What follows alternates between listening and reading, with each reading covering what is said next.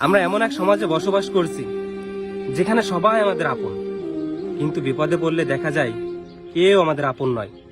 যেখানে জীবিত অবস্থায় কাউকে সম্মান করা হয় না, কাউকে খাবার খাওয়ানো হয় না, কাউকে জিজ্ঞাসা পর্যন্ত করা হয় না, বরঞ্চ মৃত্যুর সময় একই লোকেরা জড়ো হয়ে কাফনের ব্যবস্থা করে দেয়।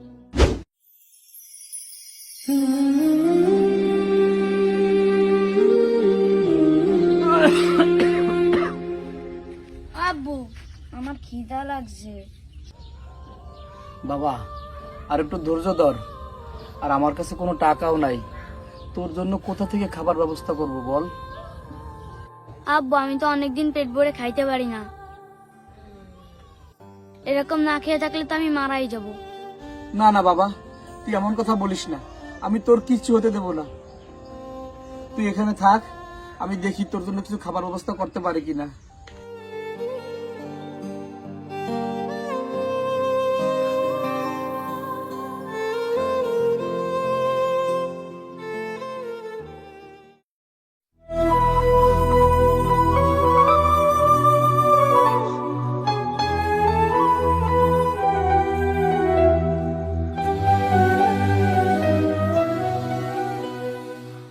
হ্যাঁ, তুমি আমার ওইখানে 2 লাখ টাকা পাঠায় দাও, তারপর আমি দেখতেছি।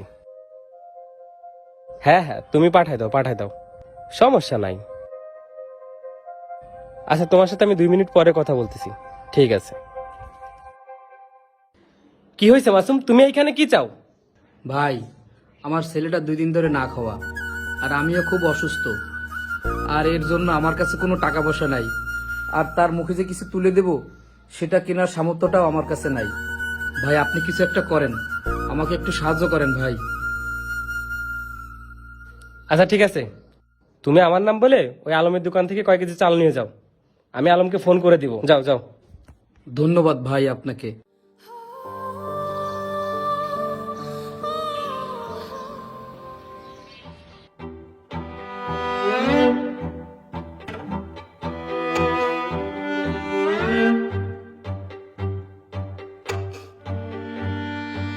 ভাই,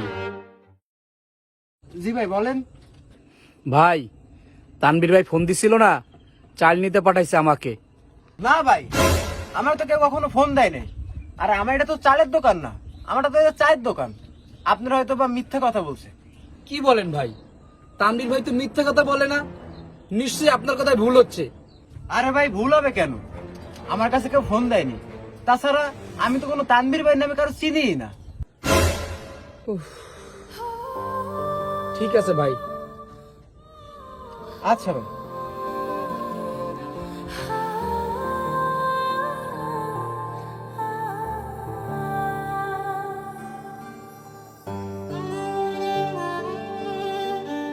ভাই, ভাই, কি চাই? ভাই, তানবীর ভাই আছে? দাঁড়ান, আমি দেখতেছি, ভিতরে ঢুকবেন না।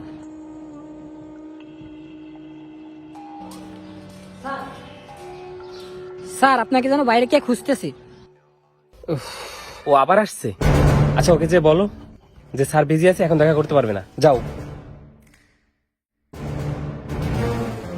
আর কত সময় দাঁড়াবো, এখনো বের হয় না। স্যার এখন বাসায় নাই, আপনি যান, পরে আসেন। স্যার এখন বিজি আছে।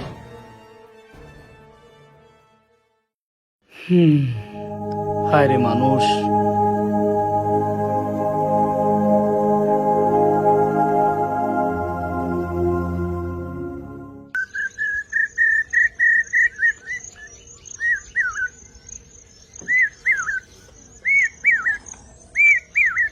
আব্বা, এই দুনিয়া বড়ই স্বার্থপর। কারো বিপদে কেউ আগে আসে না। এই দুনিয়া থাকার চেয়ে না থাকাই ভালো। তার চেয়ে তুই মরে যা।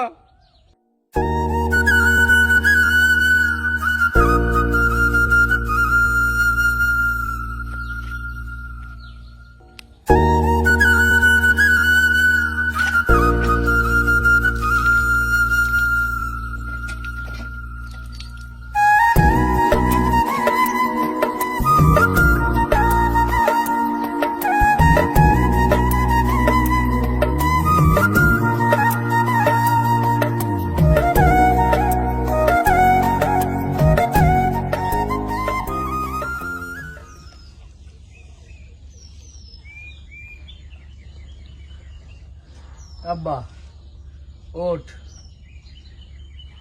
আব্বা আব্বা আব্বা।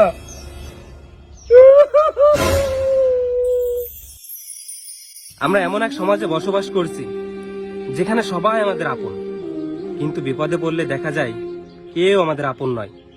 যেখানে জীবিত অবস্থায় কাউকে সম্মান করা হয় না, কাউকে খাবার খাওয়ানো হয় না, কাউকে জিজ্ঞাসা পর্যন্ত করা হয় না, বরঞ্চ মৃত্যুর সময় একই লোকেরা জড়ো হয়ে কাফনের ব্যবস্থা করে দিই। আমরা যদি এমন ব্যক্তিকে বেঁচে থাকতে সাহায্য করি, তবে তাকে মরতে কেন হবে? মানুষ নিজে মরে না, বরং এই সমাজ তাকে হত্যা করে। আমাদের সবারই হৃদয় আছে, কিন্তু সেটা আমরা কখনোই দেখাই না।